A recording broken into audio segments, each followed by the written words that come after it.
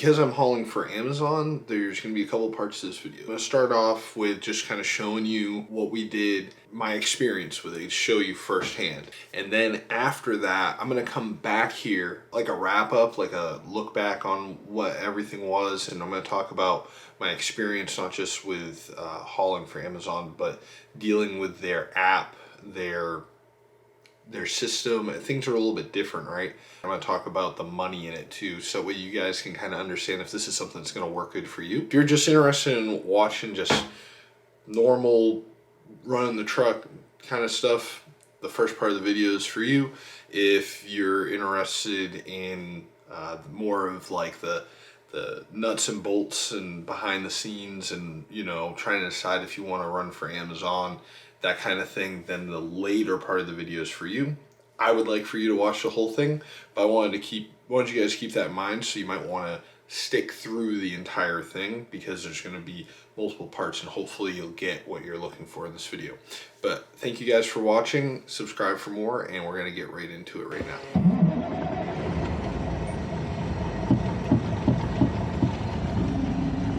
All right. I've moved the camera from my hat down to my chest because I've looked at some of the previous footage, and I happened to notice that in some of it, it was too high to get anything good and usable from. So we're gonna try the camera down low today. It's about, well, what time is it? 6:45 in the evening. And I'm at my house with no trailer because I'm gonna try something new. I'm gonna run Amazon for the rest of the week because I've had a terrible week. If you looked at my last video, I had to cancel the refuse a load because they didn't tell me the proper equipment I needed when I specifically asked about it. And then I ended up getting another load of shingles. I went down to Greenville, South Carolina, and then my load coming out of Greenville was also horrible and unsafe to haul. And I didn't even charge a tonneau on it because honestly, maybe it wasn't as bad as I thought, and I didn't know that it was really correct to charge the broker for that, but I didn't feel safe hauling it, and so I elected to take the hit and refuse the load. Well, that means that I drove home from Greenville, South Carolina, like 4 hours unpaid, and the only money I've made so far this week, it's now Wednesday, going into Thursday here. It's actually Thursday going into Friday. So here we are at Thursday. I've only made $900 all week, which sounds fine, but you also have to remember, like, $750 of that goes straight to insurance on this truck. So it's terrible. I haven't really made anything when you figure my fuel cost. Speaking of which, I need to check how much fuel I have before I head out of here. But yeah, and I just decided, you know, this is a good opportunity just to try something new, because I'm already losing money. So why not lose more?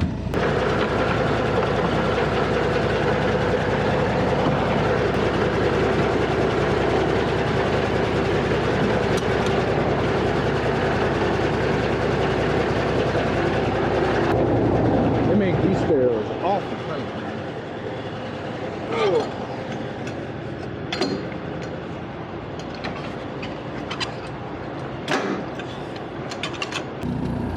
Oh, this thing's got like nothing in it.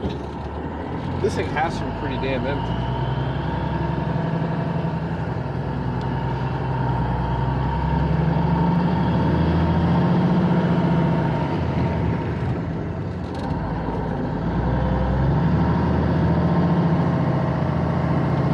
It's also a pretty nice trailer, I guess.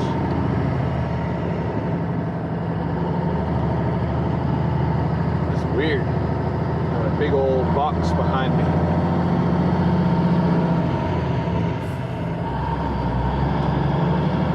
I've never been loaded this quick in my life. It's actually kind of nice.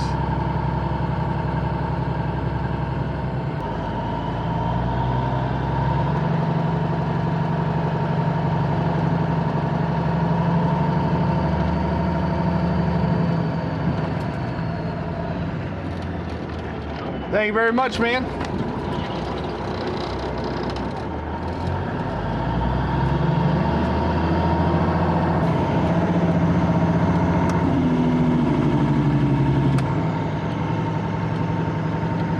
That was the fastest ever. That was nice, actually, in a funny way. Alright, let's try this.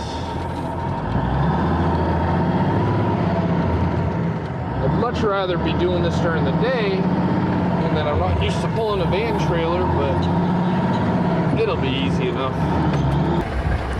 Alright, we're gonna kill a couple hours.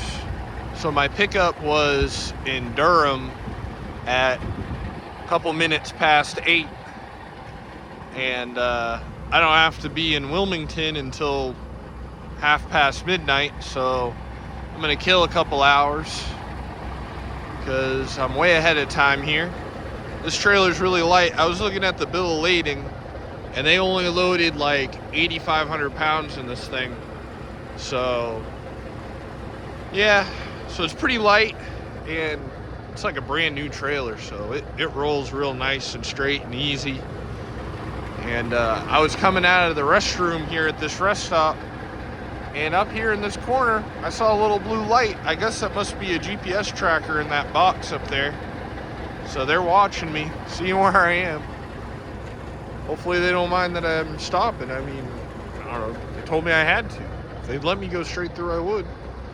So that's what I'm doing. I'm just hanging around here for a little while. I'll probably sit here for about an hour or so, kill an hour, and then I'll ride up to the pilot up here real quick, grab something to eat and maybe a beverage, and I gotta grab a fucking safety vest, man.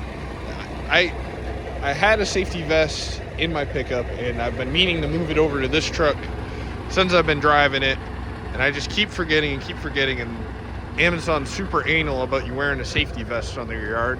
Luckily, I was able to hide between a couple of trailers and nobody said nothing about it. But yeah, this is my first time ever hauling a van trailer, and it's super easy. I was in and out of there so fast, just make your head spin. The worst of it was just finding the trailer, because I didn't understand how to use the app very well. There's another thing, I'm not used to having a sliding axle, so I ended up hanging the end of this trailer out a little bit, but I guess everybody else did too. So, because I look in my mirror at where my tires are to figure out if I'm in my spot, but this trailer has the tires so far forward that wasn't really the way to do it. But a white Amazon trailer, I guess I never noticed the white ones going down the road, but now that I have one, now I know they're a thing. Well, this isn't exactly what I expected. I thought I'd just be going to another Amazon facility, but I'm going to like a private warehouse here, and there's another guy here. I talked to him. I actually know this facility. I've delivered shingles to another company in this warehouse complex. It's an ABC supply company. I hauled shingles at Oxford down here. I don't know if I got any video of it, but I'm familiar with this. It really surprised me when I came in here, because I was like, I don't remember there being Amazon back here, but apparently that's not even what I'm doing. I'm delivering something else.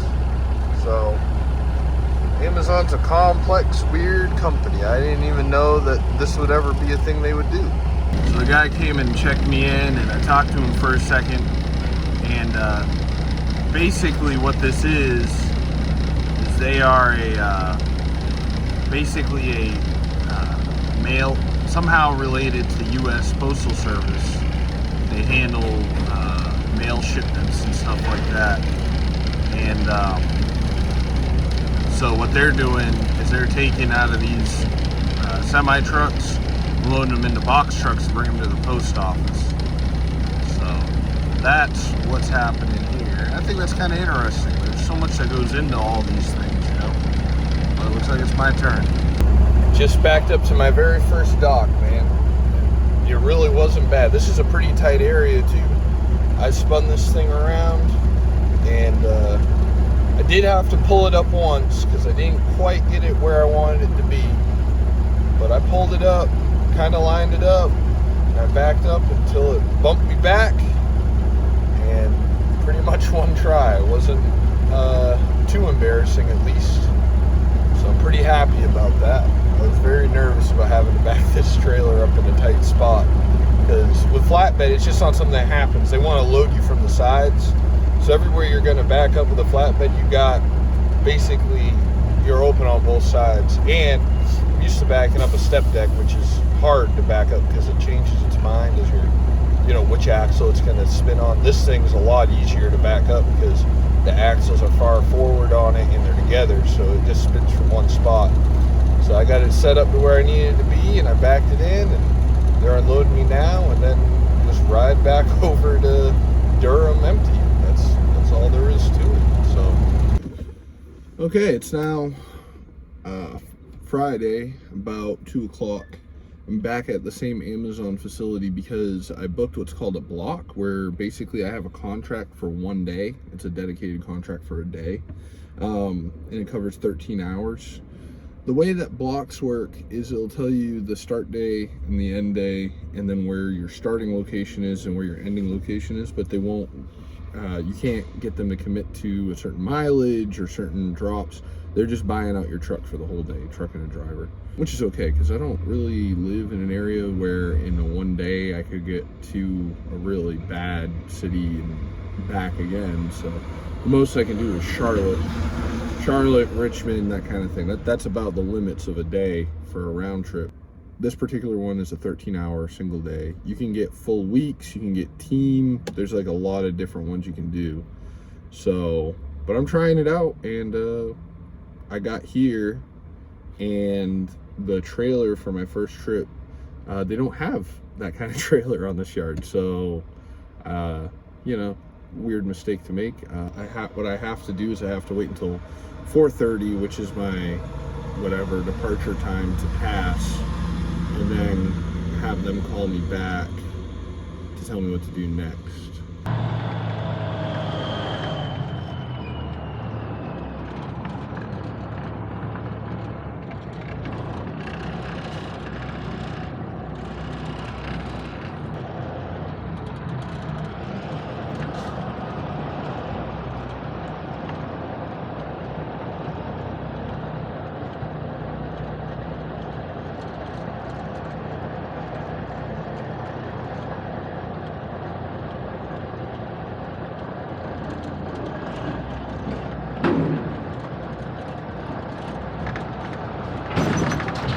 Can't swing the doors because the trailers are too close together.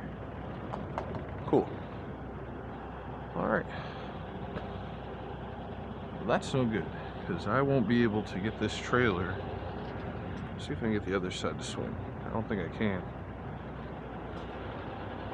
I'm gonna have to be very careful because these trailers are very close together, and I don't want to hook this door on the corner of that trailer when I pull up. I can't swing the doors closed. Well, I might be able to swing that side closed. Let me do that. Let me go ahead and do that. I'm gonna, just to make sure I don't rip this door off this damn trailer.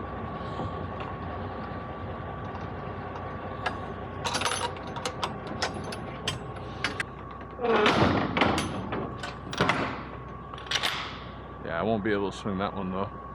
It'll hit the trailer next to it. That'll be okay. Just don't want to hook it on the corner of this thing. I got these shoelaces on here.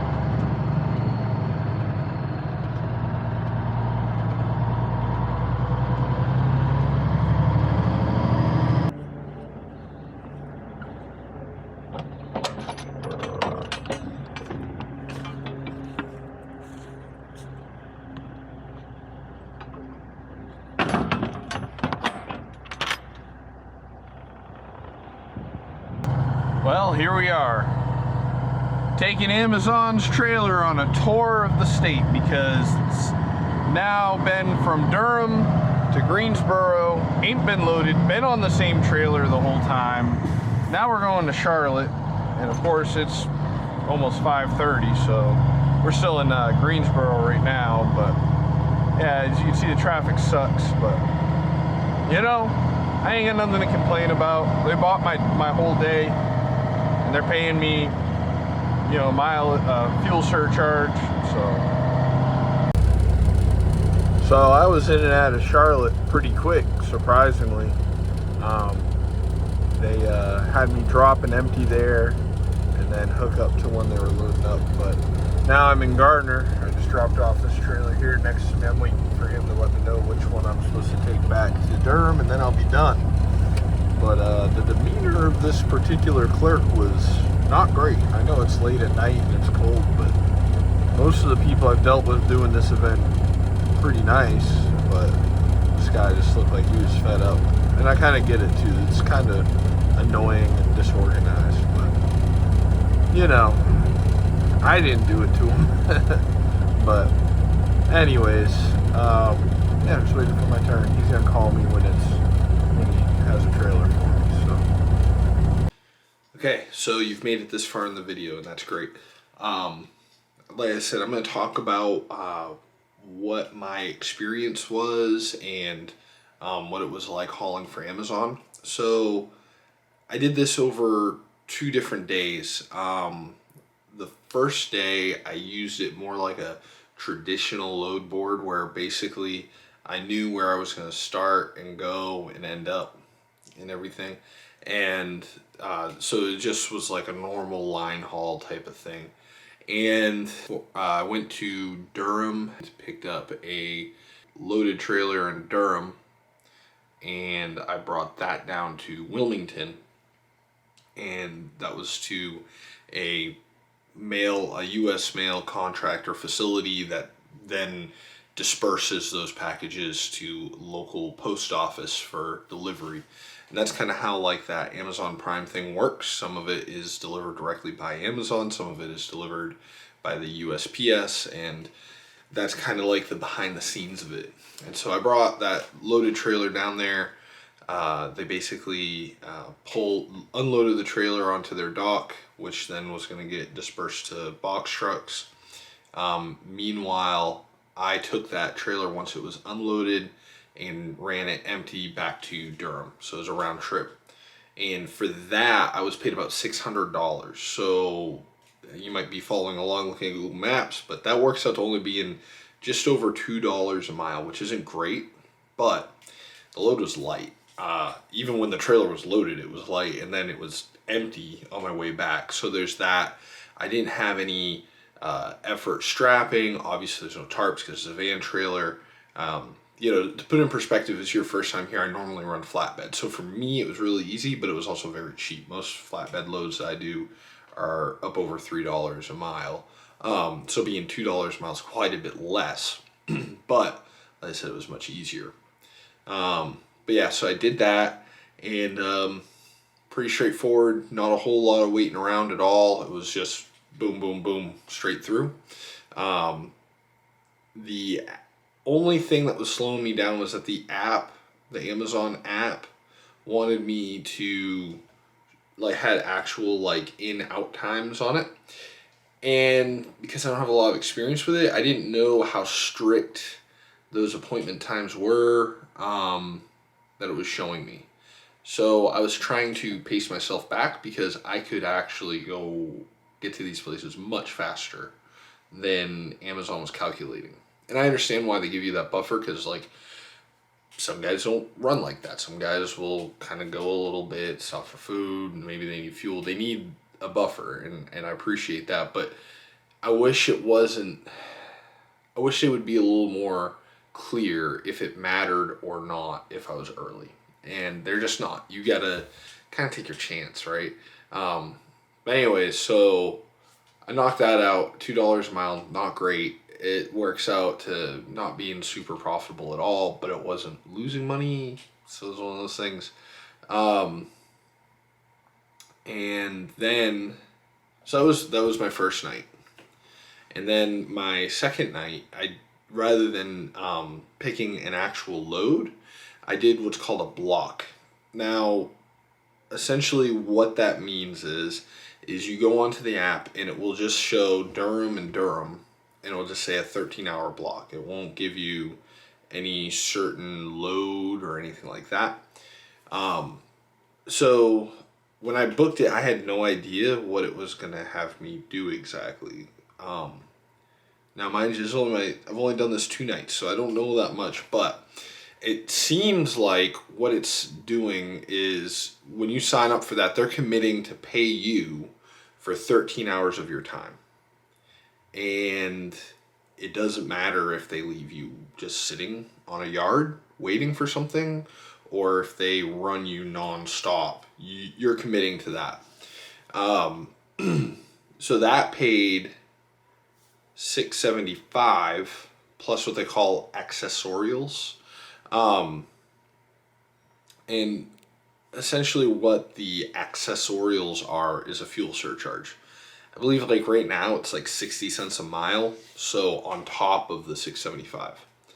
So what I ended up doing when I got there, what I got assigned to do was to go from Durham over to Greensboro, North Carolina, then from Greensboro down to Charlotte, North Carolina, Charlotte, North Carolina to Garner, North Carolina, and then from Garner back to Durham. Altogether, I can't remember off the top of my head exactly how many miles that is, but by the time they paid me the fuel surcharge on all that, I worked from 2 in the afternoon until like 1 in the morning. It was supposed to be until 3 in the morning, but I ended up like completing everything by like 1:30 in the a.m. And after all the fuel surcharges and everything, I got a total of $890.50. So, so the per mile rate on that was better. It was like $2.40 a mile, which is a lot better. And I had a little bit more miles, not really. And you know, typically like a $900 day, like, you know, if you figure you have like an 11-hour shift, if I make $900 in that time doing flatbed, that's usually an okay day. I wouldn't say it's an amazing day, but it's pretty average. But in that time, there'll have been like several hours securing my load, when maybe a couple hours waiting to get loaded, right? There's all that, and then I might have had to deadhead 100. I've deadheaded like 200 miles before to make $900. It's happened. I mean, every week I deadhead 200 miles to run to Florida, doing flatbed. Now that run is like a $3,000 run typically, so that's a lot more money. So that deadhead isn't really as bad, but you know, that's pretty typical for me. So with this, I deadhead 50 miles to Durham and then 50 miles back. I don't have to even deadhead back. I could line that up if I wanted to.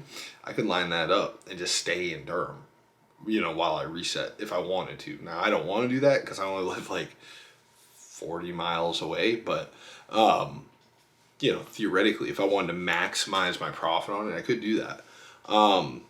So like, I would say normally you would think flatbed should pay a lot more, and it should. But right now, with the way the freight market is, it just doesn't, right? So now, how do you decide if it's for you, right? Well, I mean, obviously, you're going to have some give and take with any of this. You're not going to make as much money as you possibly could, because there's a lot of benefits that you get on the side by running this Amazon stuff. And I kind of understand that, right? Like, I'm going into this knowing that. And so like, number one, I would definitely make more money just really taking great flatbed loads all week, but I might not get those, right? I'm happy with the money that I made doing a block, and it was very easy work. compared to what I'm used to. Now, other guys that run van, they might not think that is quite so easy because there was a lot of dropping and hooking involved, and I was making a lot of stops in that shift. It was almost like being an LTL. So there was that involved in it. So should you do it? It's going to depend on what you are looking for, you know. So if you're just looking to make the most amount of money possible with one truck with you as the operator, obviously no dry van work is going to be right for that. But you know, if you're looking to make the most amount of money as a single truck operation, you would probably be better off running, you know, heavy haul, right? Obviously. If you're trying to make the most amount of money power only, it probably is going to be one of your only options, right? But you're already in it if you're doing power only. Now, if you're trying to decide between this and flatbed, I would say with flatbed, if you have a lot of customers already, right, lined up, then yeah, you're gonna make more money. But if you're trying to keep up with the spot market, you're not gonna do better, honestly. Like if you've got to get loads off a load board from brokers, you're not gonna do better with flatbed. Now, if you've got a specialty kind of thing, like that's what I have, right, then you will do better flatbed because you're serving a niche, you're serving a very specific person, and so you're going to make more running flatbed in that specific circumstance. So you have to ask yourself, like, do you want to scale that way? Do you want to go and get those direct customers, that kind of thing? Do you have even the time to do that? I mean, I can't answer that for you. Well, the way I'm going to use it is I'm just going to use it to fill gaps for now, right? Sometimes stuff falls through, you don't get the load you plan to get, and when that happens, I would rather do Amazon and end up starting and ending in the same place and go home that night than to run flatbed and then have to fight for a load to the next place, right, and chain these together. It takes a little bit of work off of us. So that's just me. And I also know as I do it more and I get better, I understand it better, I'm going to be able to scale that very, very easily because ultimately there's less monetary investment getting into Amazon. All I have to do is go buy like day cab trucks and find drivers for them. And I can scale that business immensely, right? It doesn't pay a lot, but I could definitely keep a driver because that's like the goal of most people is, you know, as a truck driver, is to be home every night. And if I can continue that same thing that I did before, I can put drivers home every night, then yeah, then I'll be doing really, really good keeping people. As long as I treat them right and I can pay them somewhat competitively, you know, yeah. And just get, you know, whatever day cab, tandem axle tractors, stick them in there, you know, $10,000, $15,000 a piece. You know, you can scale that really nice. And that's kind of what I want to do with it, but I don't want to like just start throwing people at it until I've done it and I really understand it in and out. You know, I've only done it 2 times. I want to do it like 100 times and then add somebody else to it and then let them do it like another 100 times and then add, you know, doubling up all the way through. So that's kind of my idea. That's my plan, and that probably won't work for everybody. It might not work for you at all. Yeah, and I'm also thinking about maybe trying to do the same thing with JB Hunt, see which one's better. But if you guys like this video, give it a thumbs up. If you guys want to see more, subscribe for more. I'll catch everybody in the next one.